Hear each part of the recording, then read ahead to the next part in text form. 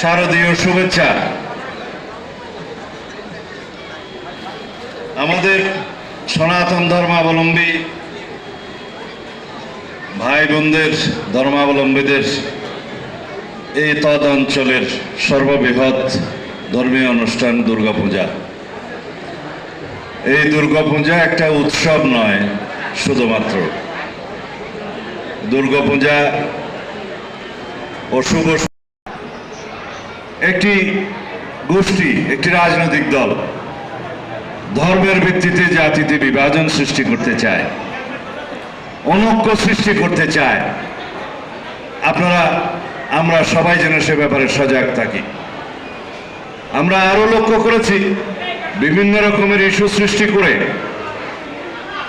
এই দেশে সামনে স্বল্প সময়ের মধ্যে উনি বনানী পূজা মণ্ডপে যাবেন। এই জন্য দুঃসময়ে ঢাকেশ্বরী মন্দিরের পাশে দাঁড়িয়েছিলেন।